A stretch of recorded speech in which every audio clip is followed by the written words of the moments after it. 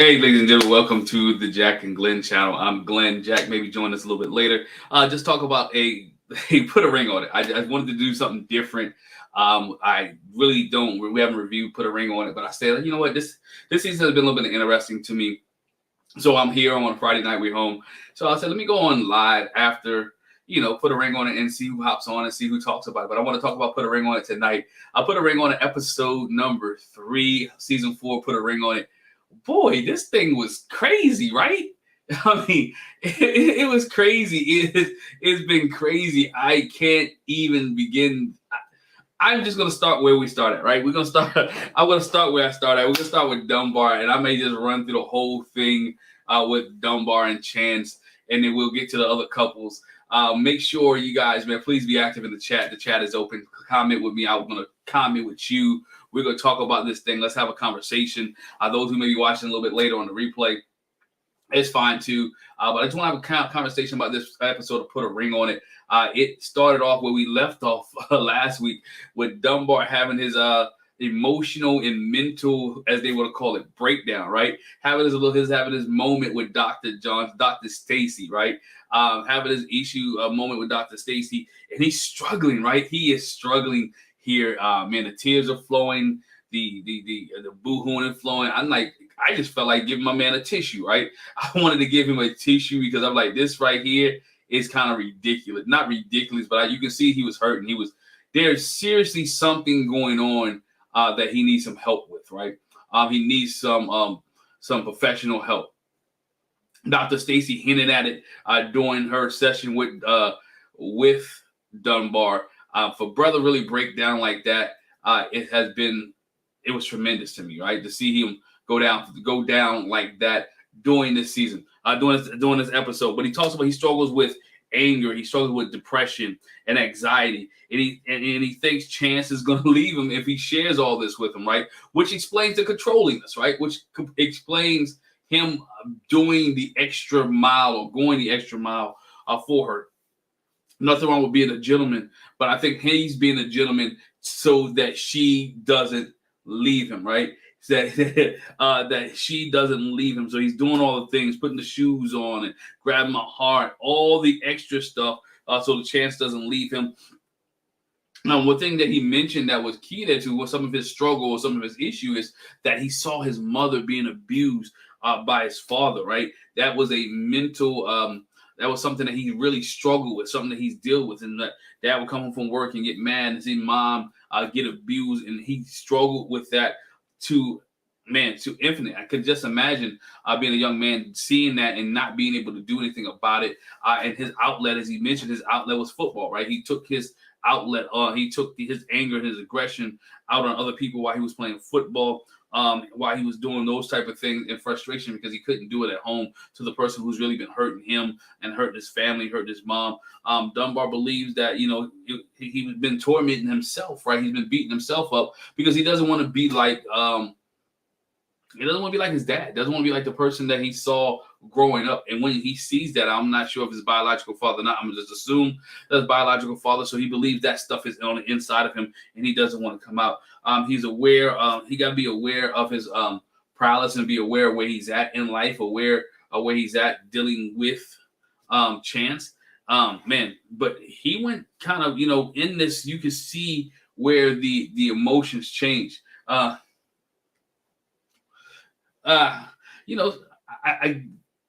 You say you don't feel like he was authentic, right? That he wasn't completely authentic. Explain why. Go ahead, hit me in the chat. Let me know.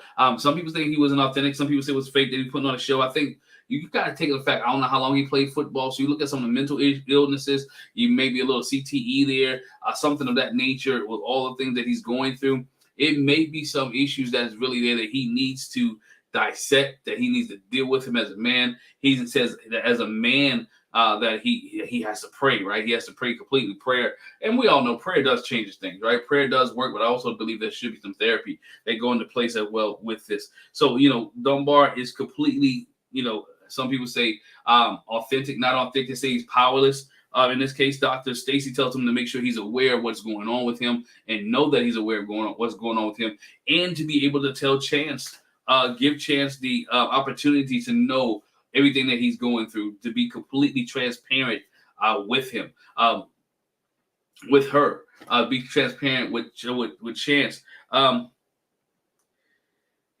Dunbar maintains that he's going to open up, right? He said he is going to open up with Chance. I would like to see him open up with Chance. I like to see how that played out. We didn't get a chance to see that.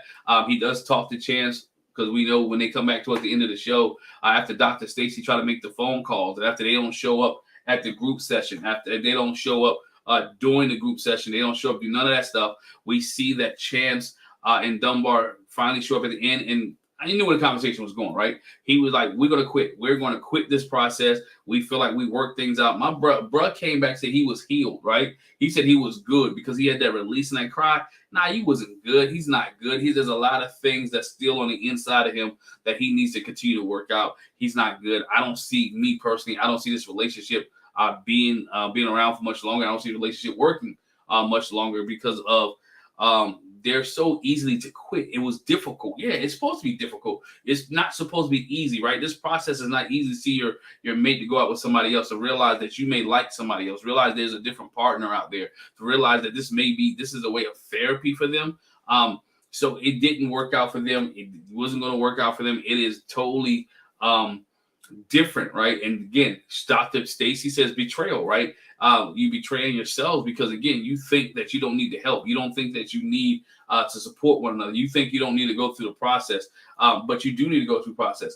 It is a heated process. It's a process that's deep. It's a process you find out if you really love you or not, and find out about the other person. If they have interest in other people, is there somebody else that can spark them? I would want to know if by them going on a date or two, are you going to leave me because you see somebody else? And I totally agree. You don't heal like that in a week. He's not healed. By no means is he healed. What he's pushed it back. It's like when you clean a house and you take the rug and you shove it underneath the rug. He's just shoving all that underneath the rug. It's underneath the rug. It's no healing that took place here. No healing whatsoever that took place. It was something that he doesn't want to lose Chance. And so in my opinion, I think Chance was like, you know what? Let's end it. And he was like, okay, because I don't want to lose you. If you ever notice when he talks, right, and especially when Chance is around, he looks at Chance to validate what he says. He looks at Chance to make sure she agrees to what he says. Go back and watch the episodes that they are on. And when him and Chance are together, he's talking, but he looks up at Chance like, okay, I need you to validate this. I need you to tell me it's okay. I need you to tell me that everything's all right. And so that's where some of the things are issues they have with Dunbar and Chance, right? Because again, didn't even trust the process. Trust the process. Let the process be what it is, and that is that you care about each other and if you love each other, that's fine. But you signed up for this is where the confusing piece come up. You signed up for the show, and you knew what the show was about.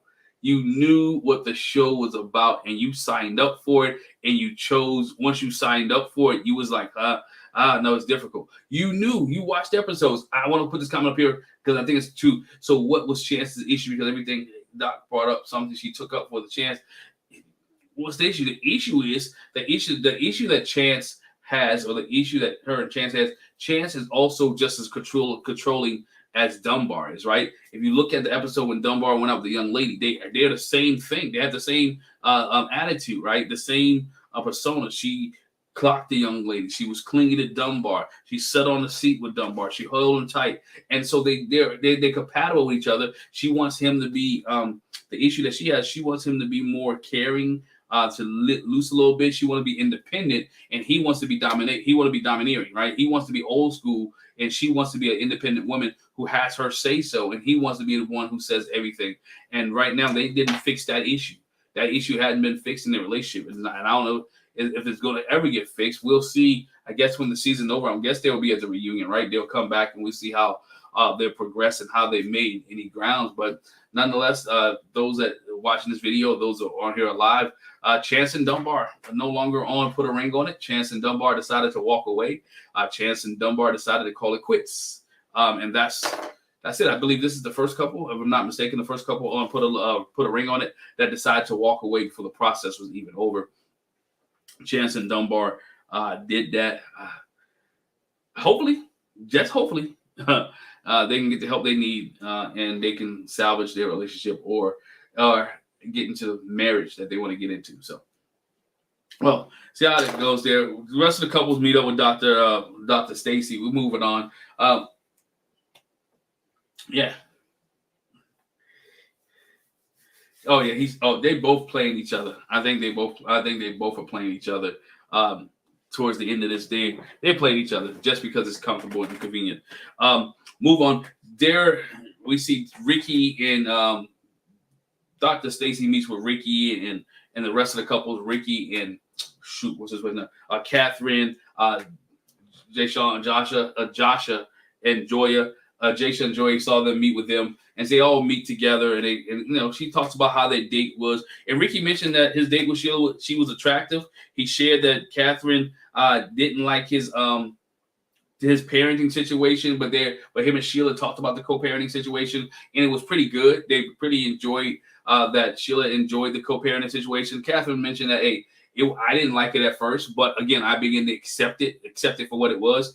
But it got too far when he started staying on the couch with Chelsea, which is his ex-wife, and it went too far. One thing that was interesting out of this conversation with Dr. Stacy that was real good was that my man Ricky did want another date with Sheila, right? He wanted another date with Sheila, but because of the way that Catherine would feel and the way that Catherine, he didn't want to hurt her feelings.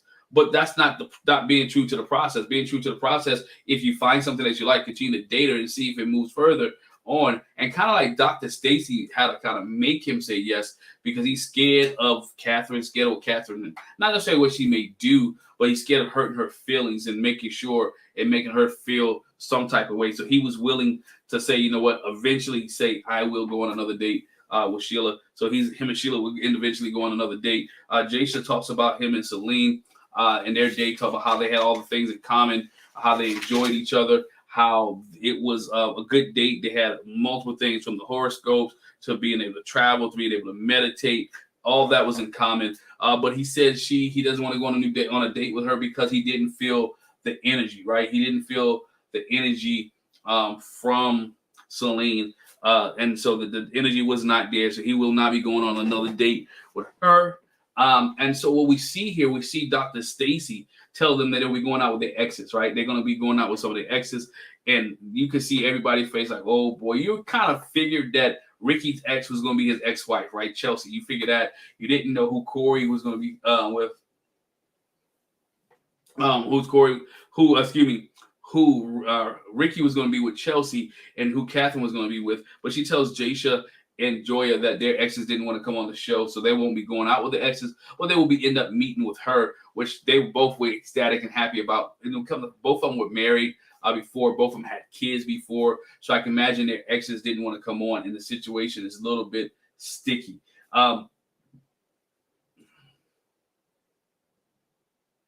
That's the point I brought out too, right? I mean, good. Yeah, I'm gonna put this up. This is a good point. I mentioned that in I think the last video I did. I don't know why he couldn't bring the kids home with him, right? How far do she live that he couldn't bring the kids home and let them sleep at his house? Well, I know why, because he already got like 50 million people who live in his house, right? 50 million, 11 people who lived in that house as well. He could bring the kid home. He could bring the kid home to stay with him or sleep with him. He didn't have to necessarily sleep on the couch. But they fixed that situation. Jaysha and Joya, their ex's situation, they both were there. Jaysha's ex is remarried, and she didn't want to bring the kid. She lives in New York, so it's their situation is complicated because each one have a kid from a different relationship, and when they bring the kids together, and she has her son, she has her kid. Joya has her kid during the winter months. Do school time, and during the summer months, he goes with his father. Jaysha can see his child anytime he wants. They live in Georgia, so he has an opportunity to see that. Have an opportunity to see their child whenever they want to. So, then Dr. Stacy asked him the question, like, "Look, Joya wants a child." And Joya said, "Look, I do want another child. I've always had a vision of having another child. I wanted to want to get married, but this relationship didn't work out. So in this case." She wants a child.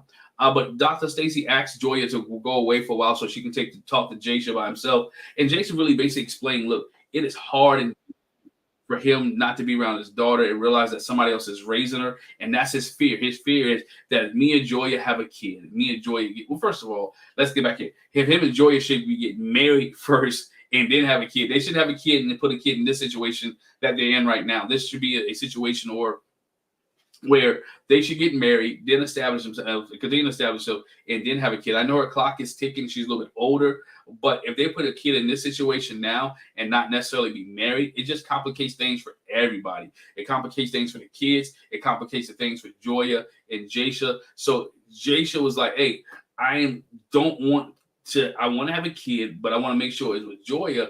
If we do that, but I want to make sure that I'm the one raising the kid. I don't want to be in a situation that he's in now. And that's one of his biggest fears. His fear is that he will end up in the same situation that he's in now with somebody else raising his kid if him and Joya does not work. And I can totally understand it, completely understand that from a male perspective. You want to be there for your kid. You don't want to ask, what time can I come over? When can I do this? When can I do that? He mentioned that their relationship, his marriage ended because he was young, right? Had some financial issues. He had some emotional issues. There was some trust issues that was going on in the relationship. Basically, he like, I had to grow up. I didn't do everything that was right. I didn't do everything that was I needed to do in this relationship. So I had to move on. We had to be separated. So we had to move on. And it hurt him a little bit because he has a child and he wants to be part of that child life. Um, he should be married her now. I don't see what's holding him for marriage. I guess that's why they on the show put a ring on it, right? His fear of marriage, having a lot of people who are getting married, have been married before, have a fear of having a second marriage, right? Because they don't want that one to fail neither. But he said he loves Joya. Joya brings the energy. She stables him. So their lives should be a case where he comes on. He should ask her to marry. I do think at the end of this process that Jasha will ask Joya to marry him. I think they just need to realize where they're at, how they are a benefit together. You can see the way that she looks at him and the way that he looks at her. He has to be, I guess, pushed a little bit. There's some things that he need to work on, and I think he will be in the right direction there. But seemed like they had a little bit of a breakthrough with Dr. Stacia, right? The relationship and the breakthrough they had was good. Again, he wants to have kids on her time. And he feel that he's scared that if he doesn't do it on her time, she may leave him. Um, that's a fear. That's a valid fear. That's something that he has to think about, right? That's a discussion that Dr. Stacy said they should have. You and her need to set these boundaries. You need to have these conversations. There are tough conversations they need to have. If I decide not to have any kids or any more kids, are you going to leave me? If we decide to have a kid, right, and we are married, how is co-parenting and parenting our own child with the other children that we have? What does that look like with our spouses and all that? So again, that is something that is definitely a need or a conversation that Joya and Jasha will have. So that's it with them, though. You know, they're working the process, right? And then we see them working the process, and hopefully they continue the process moving forward in the next few episodes here. We see Corey go out. Ricky goes out with his Chelsea, right? His baby mother or his ex-wife, Chelsea. That's something that Chelsea and Ricky goes out. Ricky knew it was going to be Chelsea, and Catherine was cool that it's being Chelsea, because that's something they have to do, right? They have to have those tough discussions with Chelsea, Catherine, and Ricky, so they can be on the same page. And Chelsea said, "Look, I'm not trying to argue with Catherine. I'm not trying to fight with Catherine. I just want all of us to be on the same page, because Ricky and I, they do have a child, and they want to work this thing out together." Chelsea was kind of impressed. She was kind of, to me, she was like, "Oh, you opening doors now, and you pulling out seats." Well, like, where was this guy at, right? Where was this guy when he was married? So you can see Ricky stepping up a little bit, trying to do some things different on the show. Same thing he did when he was on the last date with Sheila. He's trying to be a gentleman. He's trying to do things. And they talk about, we get a little bit more insight on, the whole couch situation. And Chelsea was like, "Look, when I found out it was an issue with Catherine, we couldn't do that anymore. I told you that you couldn't do that anymore. It's nothing between us. It's just a friendship. We're co-parenting." And I think when dealing with co-parenting, there are some boundaries, right? She said, "I don't call you at certain hours. I cut it off, even when it's deals with the kids." And she's doing it the right way. There are some boundaries that she has to take place, and there's some boundaries that have been taking place between her, Ricky, and Catherine. I think Catherine is kind of shell shocked, as we find out later on, from what she used to in past relationships. And my question is, why she gravitate to those people, right? To those people. And we talk about that. and why she gravitates to those people later on in relationships, because we find out that Catherine liked dating men that have children, right? Or dating men that's been married before. When she goes out with Corey, we found out that Corey was married. Corey had a child already. We find out that Catherine and Corey were 16 years apart. She was 20, he was 36. And I was like, wow, that's a big age gap, right? That's a big difference. And then Corey had kids, and she had an issue with Corey's baby mama, right? If you find yourself keep being in a situation where people have baby mamas, how about you date somebody that doesn't have a baby mama, right? Because again, you're going to have to keep dealing with those things and keep dealing with some of the issues. And every baby mother is not the same. Everybody's not peaceful. Everybody's not, I can deal with a good relationship or know how to co-parent as a family, right? How all three parents can work together, be a bonus parent, as some people call it, and work this thing together. And some people don't know their boundaries. Where do I stay here? Where do I move in that realm? Catherine keeps putting herself in situations which is not good for her. I'm sorry. It's just, I know the dating world is different here, but if I'm keep finding guys that already had kids and baby mamas, and I know there are a lot more men out there. I know there are a lot more guys out there that doesn't have kids, and you keep finding yourself in that issue. Sometimes you may have to change what you're looking for, right? Change what you're looking for. Her and Corey, which I find which is interesting too, because it didn't work out. As they started going through counseling, they realized, hey, this is not going to work.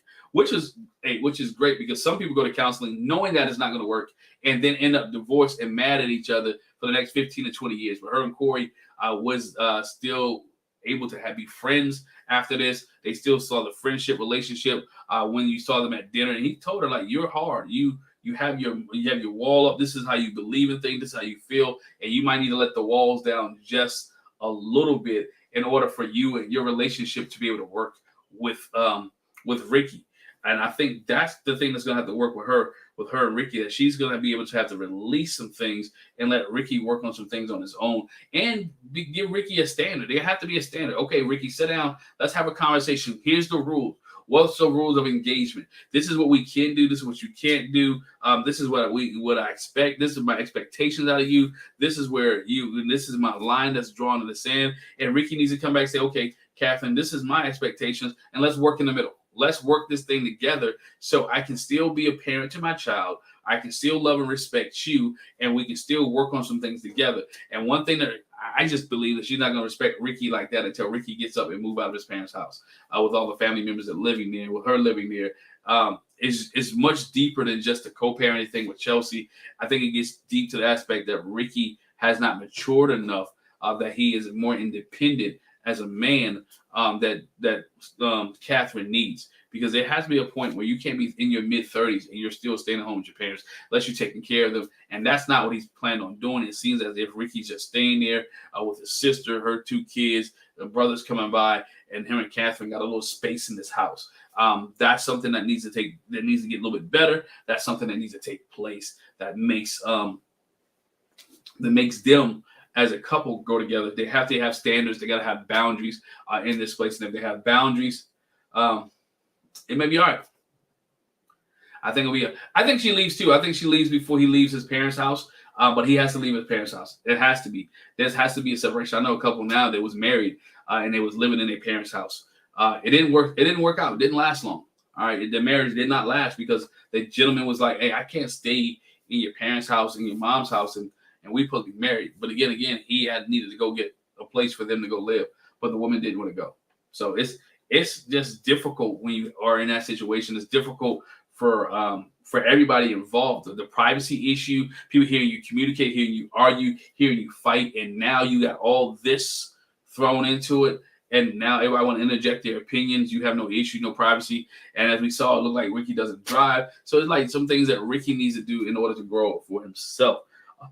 So be interested to see how it plays out next week when he goes back out with Sheila. We saw that on a preview. See how he goes back out with Sheila next week and see how they interact with Dr. Stacy. Because, again, as we mentioned, Dunbar and Chance are gone. They feel like they didn't need the show, right? They felt like they didn't need it, which is kind of crazy to me. You feel like you don't need it, but you came on here